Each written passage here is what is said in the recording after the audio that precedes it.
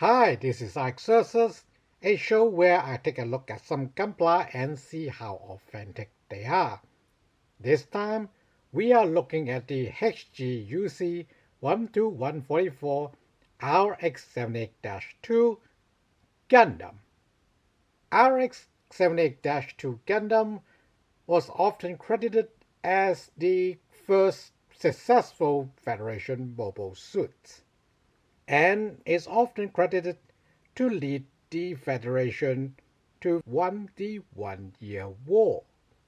People would often contribute this to the portable beam weapon, previously exclusive to battleships, the lunar titanium or Gundam alloy armor that is impervious to most conventional firearms or strikes, or even the optical computer with a learning AI capable of growing alongside the pilot, making the Gundam ever more adaptive. However, all of this wouldn't come together without the most important element, the doctrinal shift of the Earth Federation Space Force going from their space dreadnoughts back to the organic combat element like the mobile suit, which is Gundam in this case. Now, typically in this channel's fashion, this isn't your regular standalone RX-78-2. This RX-78-2 actually came from the G armor set.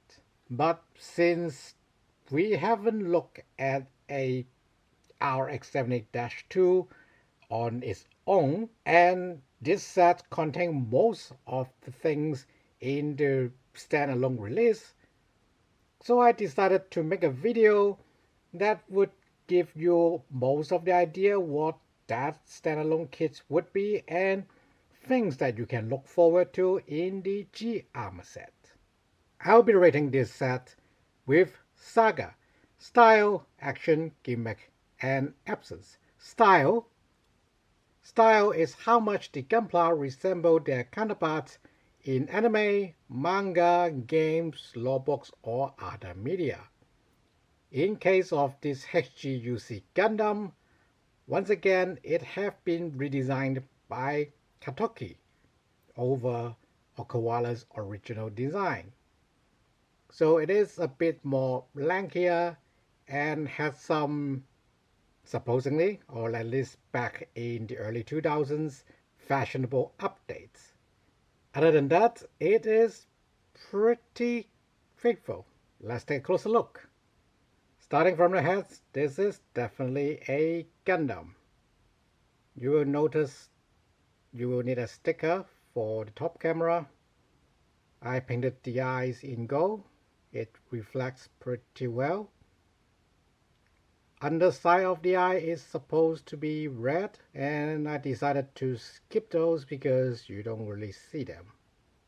Otherwise, you got most of the colors by simple panel lining.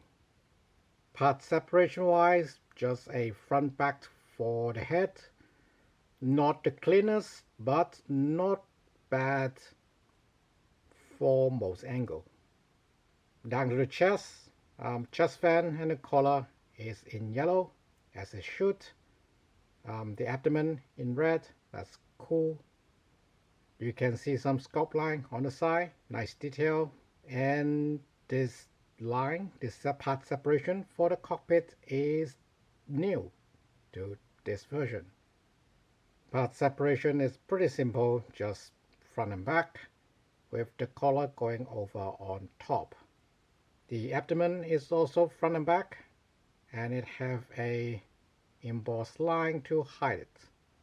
Down to the skirts, low width V, no color separation here, but color separation for the wrap piece itself, color separation for the yellow blocks, and the skirt have a tiny detail to make it less boring, which is pretty cool.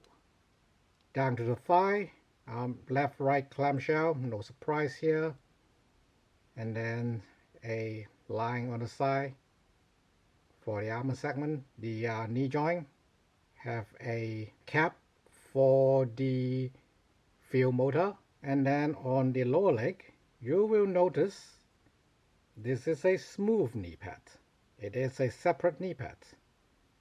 The rest of the leg is still left-right clamp, but yeah, they got a separate knee pad for RX-78-2. It pays to be the grandpa. What's more, they have the frills or the counter thruster sculpt for the knee. Often missed when people try to draw the RX-78-2, interestingly enough, but it is present on this HGUC. Down to the foot, ankle armor is 2 parts as usual. The foot, top of the foot is 1 piece, but the toes are in 2. This is done to facilitate some functionality of the G armor, which we might see later. Typically, for the standalone kit, you'll get this foot. As a comparison, the right is your regular foot, and the left is the G armor version. The back, pretty typical. They do have a separate part for the ankle joint itself. Again, pays to be the grandpa. Flat calves, and then the knee joints at the back, pretty typical of Federation mobile suits. Plain thigh, and then the back skirts. We'll talk about what's this hole doing here, but it is nice to see it got quite a bit of sculpt as well. The yellow blocks in separate pieces just on top of the white back skirt. They can't move. Pretty much a grandpa privilege for this, and the standard kit. Backpack, we got the regular backpack on the side, just one regular joint. This G-armor version got a extra joint for other things. The shape is slightly different to facilitate that, but otherwise mostly the same in appearance, and separate thruster nozzles, but they are not movable as per usual. Beam sabers, very well sculpted. Shoulder armor, cast in 1 piece. Probably can't see it because it's all white, but yeah, cast in 1 piece. You just put it on before you put in the rest of the arm. Shoulder is 2 piece, but then you got a single piece bicep, and then the forearm, pretty typical left right, not much going on, and then solid fists. Do have a trigger finger on the right hand for the beam rifle. So overall, part separation pretty typical of the time, but does have some extra to facilitate some other gimmick and extra separation for being the grandpa, having more accurate colors. Talking about grandpa privilege, I forgot to mention it got a back camera sticker. Here is the rest of the sticker sheets. As you can see, the eyes are in 2 parts, and it does have a little bit of red for the underside of the eye. Interestingly, even with the grandpa privilege, with the extra yellow block at the back skirt and a sticker for the camera at the back of the head, there is nothing to recreate the V in front, unlike the Code District type or Gundam Type C, where they try some other stickers, obviously not doing very well. Personally, I don't mind them being missing, but for scoring, that would be some deduction. Part separation wise, I really like they have a front cast knee pad and having very distinctive grills for the thrusters on the knee, something often neglected on some Gundam recreations, especially smaller ones. All this tiny extra sculpt on the armor I like a lot. It looks like, the armor is still in large pieces, like they are actually armor meant to, take impacts, and still something to facilitate, changing and maintenance. Side skirt, unfortunately, not even a cosmetic slot for the functionalities like attaching the beam rifle or other things. And with the cool long limbs proportions, having the tri-coat done rather well. Then again, the elbow joints and the knee joints having cover for their polycap, making it easier to paint later on or easier for the eye to look. Otherwise, I would say this is an A for style. Sure, a few color is missing. Sure, part separation isn't the prettiest. But there is enough that you wouldn't mistake this from being RX-78-2. Next is action. Action isn't just the number of articulations. It is how useful those articulations are. The HGUC Gundam's head is on their standard, at the time, polycap neck joint, which does have a little bit of front and back without moving the ball. So it can look up further if you crank it to the front very slightly, and down more if you crank it down. Either way, not super but not too bad.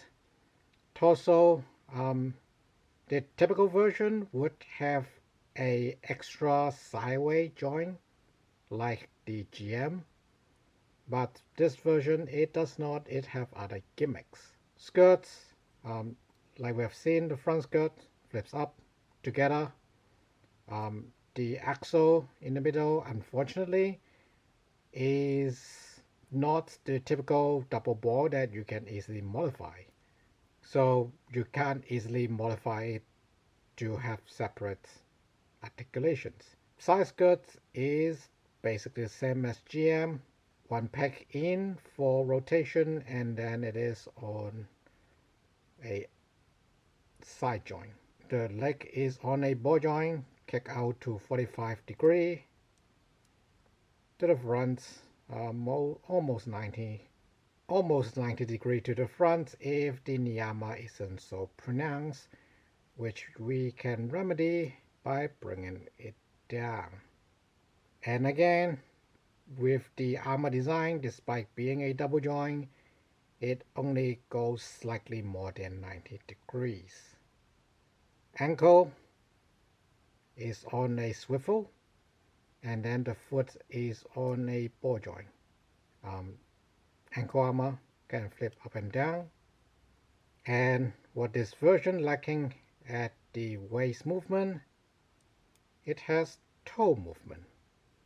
And that's why the foot is built differently.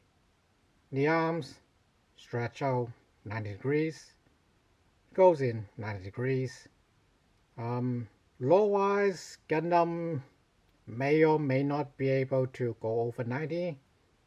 It's not even a serious, I wouldn't say it's not serious topic, but yeah, it is unclear. Let's put it that way.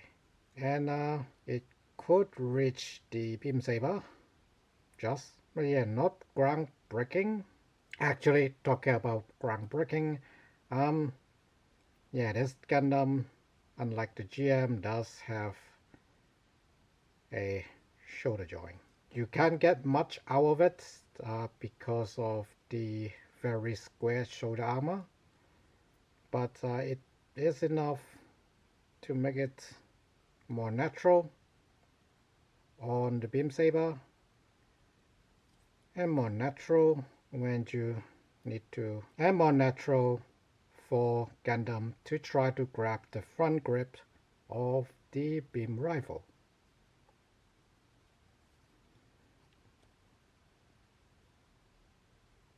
Very easy to stand on one leg.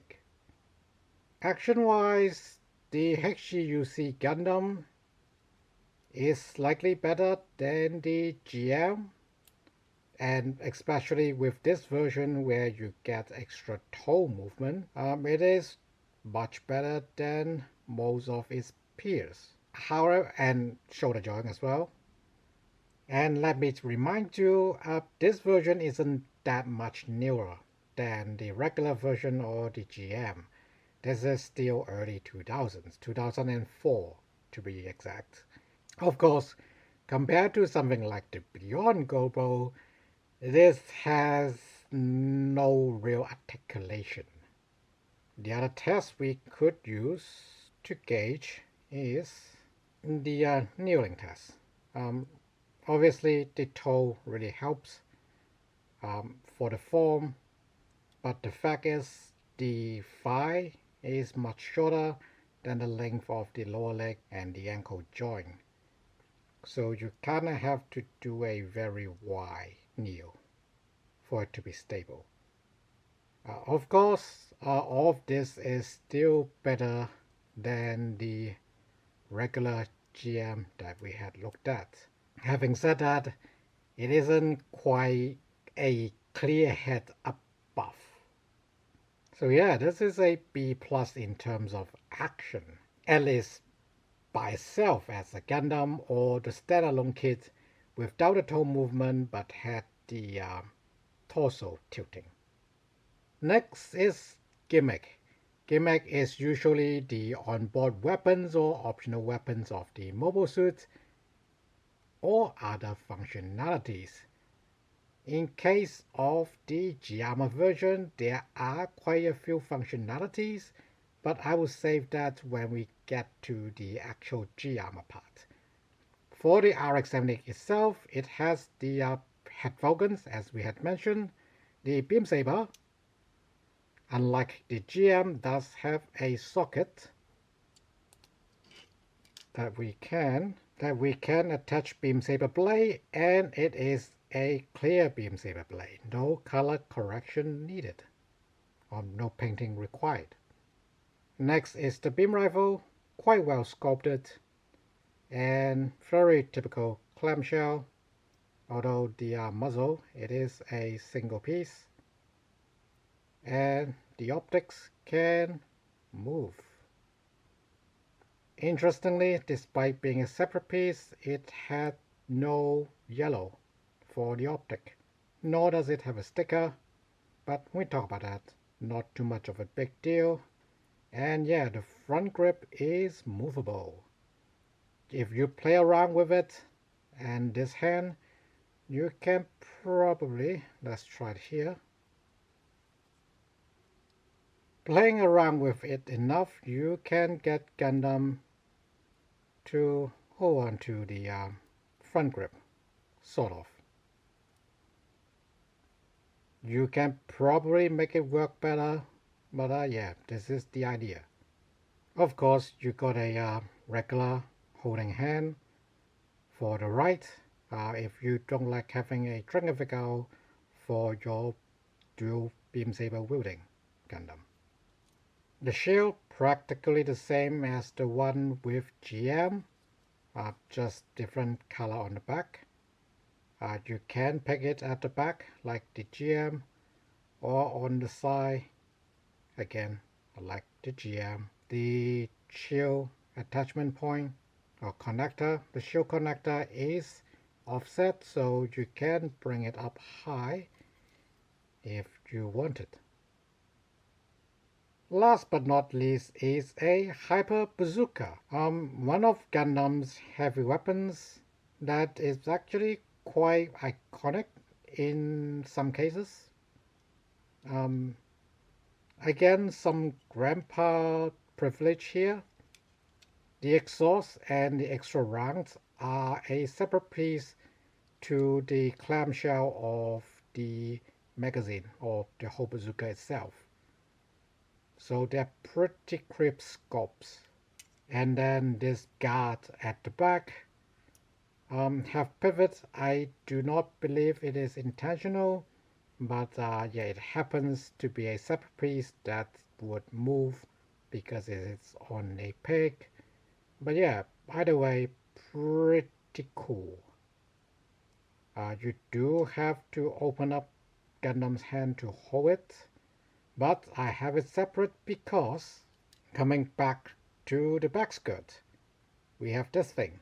It is in fact a Hyper Bazooka holder. No. The Hyper Bazooka sits on it pretty secure. You can replace the clamp with this cover.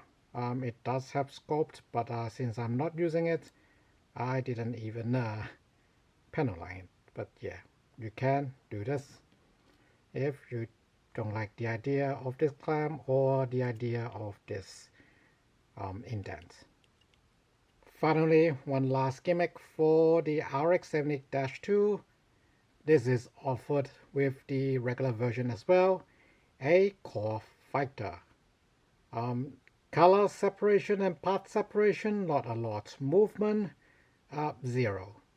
It is pretty much just a static extra fighter or escape port, depending on how you display this. I put this in Gimmick because, you come here to buy the Gundam, not the core fighter. And yeah, no color separation, no stickers. Well, there's color separation for the cockpit being blue. Nothing for the glasses though. And then the body of the core fighter is red, but there should be a lot of white inside. And the wing should be movable to close up, as well as the tail wing should fall in to get inside the rest of Gundam. But yeah, none of that exists. They do, however, offer you landing wheels, and they are sculpted decently, as well as the underside of the core fighter. The whole thing is pretty detailed. Just basic clamshell for the cockpit. The fuselage, the rest of it is much better, being top down. And you got all the thruster, at least kind of holes, and a bit of panel lining bring them out rather nicely. So gimmick wise, not only do you get the beam rifle, the shield, and the beam saber, you also get the Hyper Bazooka.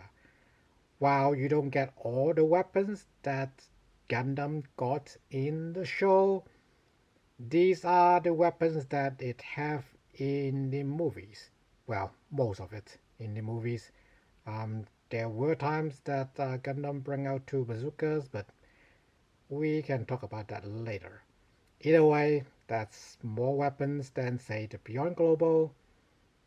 And the addition of the core fighter is a nice reminder to people that, yeah, Gundam have a core fighter inside as a escape port as well as support fighter.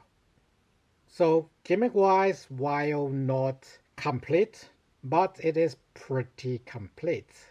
It is easily an A. Finally is absence. Absence is what the kit failed to deliver. In case of the HGUC Gundam, it would be a bit of color correction, a bit of the rather iconic weapons in the original toy line as well as in the anime, a la the Hyper Hammer and the Beam Javelin. Action-wise, while not great today, it was pretty good back then. Like most of the first wave, or at least the first couple of years of HGUC, they are relatively cheap kits. And out of these relatively cheap prices, you get a very complete Gundam most of the way.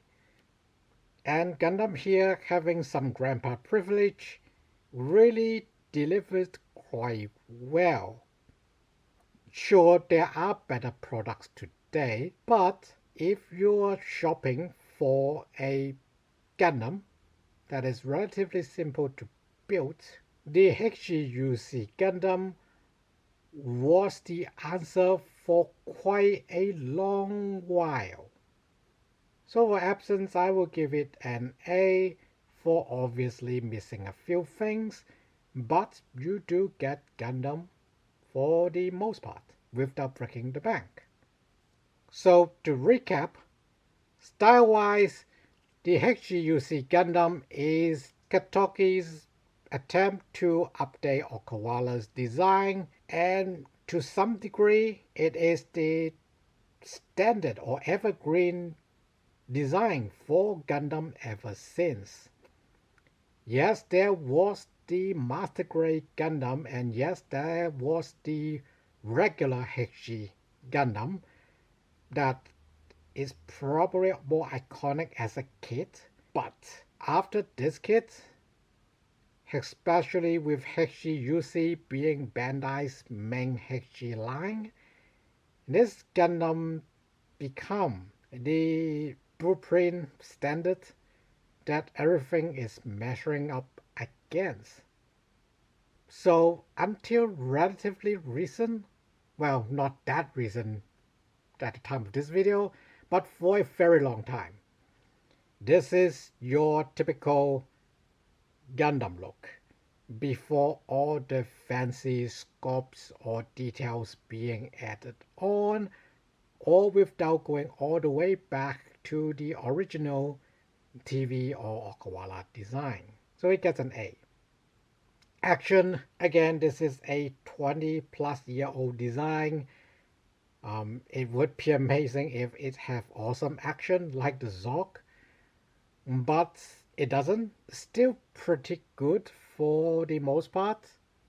So long you are not doing some extreme action, you can still do quite a few iconic poses and some basic combat poses. While it does have slightly more going on than the HGUC GM, it is not enough to be a clear head above. So it is still a B. Gimmick wise, it has the shield, beam saber, beam rifle, plus the hyper bazooka and the clamp to hold it. On top of it, it have clear color beam saber that is quite big back in the day, and the addition of the core fighter is quite nice. And like we have talked about, these old big hands allow Gundam to hold some of the newer weapons quite easily as well. So I think it is a easy A for Gimmick. Finally is Absence. With pretty good style, passable action, and decent amount of gimmick, it does not miss much, and it is not expensive even back then. So it is easily an A. So the verdict for the HGUC RX-78-2 Gundam is A for style, B for action, A for gimmick, and A for absence.